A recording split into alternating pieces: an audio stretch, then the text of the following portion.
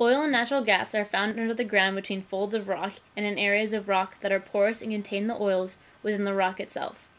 The folds of rock were formed as the earth shifts and moves. It's similar to how a small throw carpet will bunch up in places on the floor. To find oil and natural gas, companies drill through the earth to the deposits deep below the surface.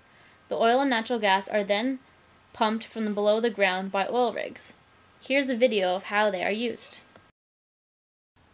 Now you're probably wondering how oil is stored.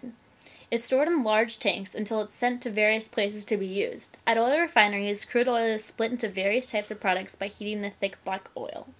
Here's a video that shows how it can be transported.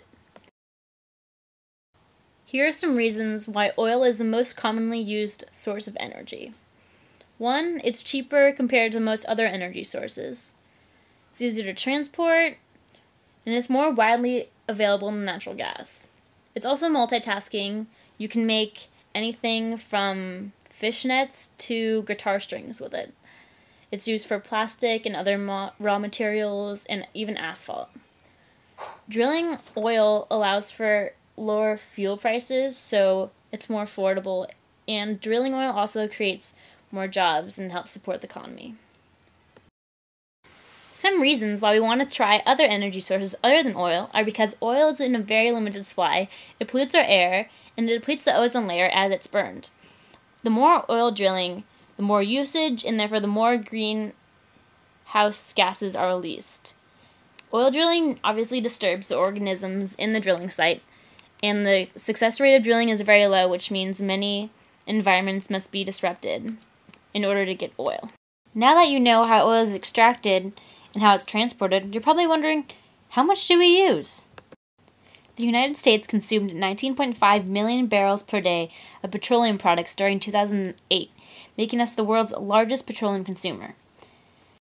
That's a lot of oil. So where are we getting all of this oil? Well, we get 45% of it from the Western Hemisphere, 22% from Africa, 21% from the Persian Gulf, and 12% from other sources. Obviously, the amount of oil extracted is not 100% efficient when converted into usable energy. Let's compare some numbers. 1 barrel of oil equals 5,800,000 BTUs, while 1 gallon of gas equals only 125,000 BTUs. Thus, 1 barrel of oil contains the energy contained in 46.4 gallons of gas. In order to understand this, let's make these equivalents a little more tangible. 1 gallon of gas is equal to 500 hours of human work output, while 1 barrel of oil is equal to 23,200 hours of human work output.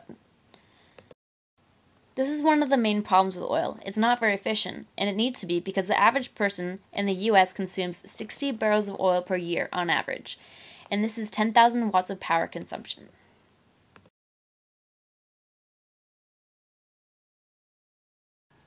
Hybrid energy refers to the use of 2 or more energy sources used together to provide necessary energy. This can be used in many different ways. For example, you could combine solar thermal and solar photovoltaic energy in order to provide 100% of the power and energy requirements for a home or business. However, the area we hear most about is hybrid cars. We have seen many benefits from the use of hybrid energy. It significantly reduces overall energy use and environmental impacts. It increases the efficiency and reliability of energy production. It reduces the cost of providing for the end uses. It creates a market for renewable energy resources, and the limitations of renewable resources are reduced by backup sources and energy storage, which are both provided in a hybrid system. In hybrid cars specifically, we've seen the reduced use of gasoline, energy efficiency has been enhanced, it's avoided environmental pollution by reducing tailpipe emissions, energy is assisted in maintaining accessories and backing up steep slopes, and there's automatic recharge with regenerative braking, and you can save money because of tax breaks. However, there are also some cons. The practical viability is a major question. Because each battery has a specific lifetime, you have to think about the cost of battery changes.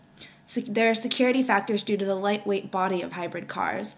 There's a high retail price, and in an accident, the danger of electrocution makes it difficult for people to be rescued. Now, let's do the math and compare hybrid cars to regular cars.